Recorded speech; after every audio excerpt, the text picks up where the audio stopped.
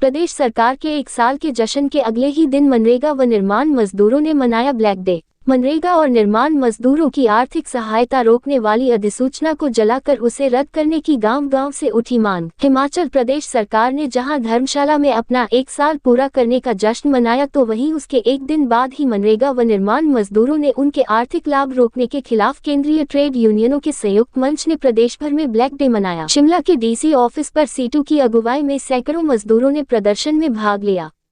प्रदर्शन में विजेंद्र मेहरा, हिमी देवी, प्रताप चौहान, विक्रम शर्मा, पूर्ण चंद, सुरेंद्र बिट्टू, पवन, शब्बू आलम, कपिल नेगी, रंजीव कुठियाला, बाबू राम, राम प्रकाश, बबलू, प्रवीण, अमित, दीप राम आदि मौजूद रहे। शिमला से यादविंद्र कुमार की रिपोर्ट। बड़े संवेदनशील मुद्दे पर आज हम यहाँ हैं। आपको मालूम है पिछले कल ही धर्मशाला में सरकार ने 1 साल का जश्न किया। आपको याद होगा जब 1 साल पहले सरकार बनी, पहला निर्णय जो लिया सरकार ने वो निर्णय ये था, 11 दिसंबर को सरकार बनी थी, सुबह ही एक निर्णय ले लिया कि जो मनरेगा मजदूर हैं वो श्रमिक कल्याण बोर्ड के दायरे में नहीं रहेंगे।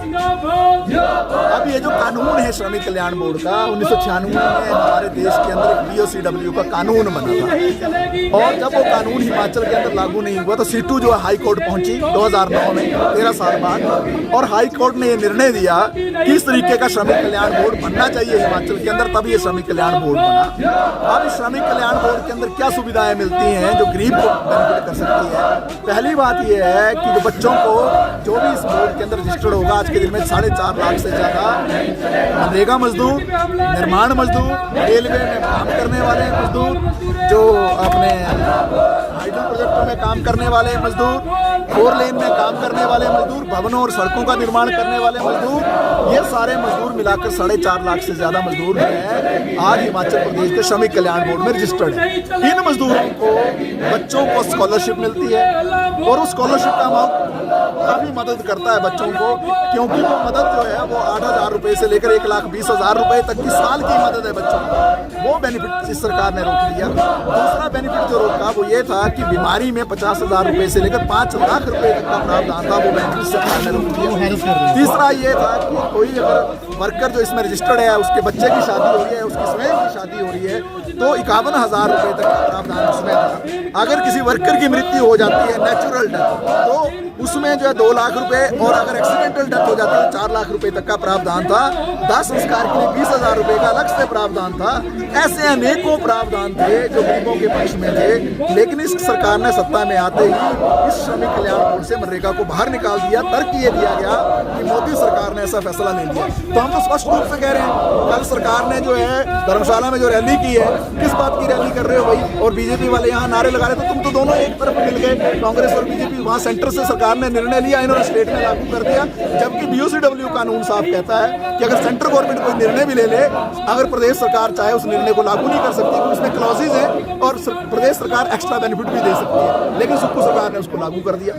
अब जो मनरेगा मजदूर को तो बाहर कर ही दिया इन्होंने जो 8 दिसंबर को, लेकिन 2 महीने बीतने के पश्चात 8 फरवरी 2023 को एक और निर्णय ले लिया, जिसमें जो निर्माण मजदूर है, जो गाँव का मिस्त्री है, कारपेंटर है, इलेक्ट्रीशियन है, वेल्डर है, जो निर्माणाधीन रेलवे में, हाइडल में, 4 लेन में काम करने वाला, भवन सड़क का निर्माण करने वाला जो मजदूर था, उसके ऊपर सेस एक्ट लगा दिया। ये सेस एक्ट अलग है, BOCW का कानून अलग है।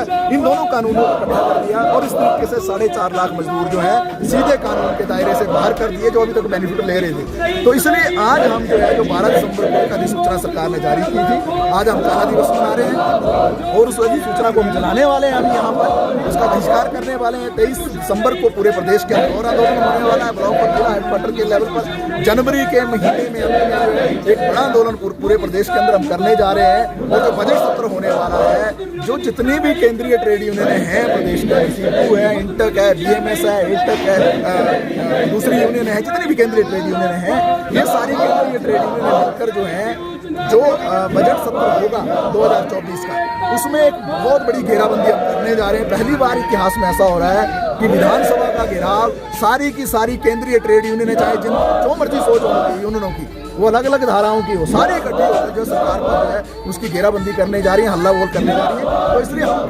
प्रदेश की सरकार से कहना चाहते हैं, अगर वाकई में आपने कहना चाहिए जैसा आपने कल धर्मशाला में घोषणा की है, तो सबसे पहले ये जो बीओसी कानून है, श्रमिक कल्याण बोर्ड है, इससे जो मनरेगा मजदूर आपने बाहर निकाले हैं, इससे जो निर्माण मजदूर आपने बाहर निकाले हैं, इनका जो बेनिफिट रोका है, अगर आप इसको तुरंत अगली कैबिनेट बैठक में अगर बहाल कर देते तो हम मान जाएंगे कि ये सरकार जो है वाकई में सुप्पू सरकार जो जाने कैसी है। अगर आप ये नहीं करते हैं तो निश्चित तौर से ये संदेश आगे भी चला गया है और पूरे प्रदेश के अंदर जो है सरकार के खिलाफ लोगों में एक वातावरण भी है कि ये सरकार जो है गरीबों के प्रति उस तरीके से संवेदनशीलता से काम नहीं कर रही है।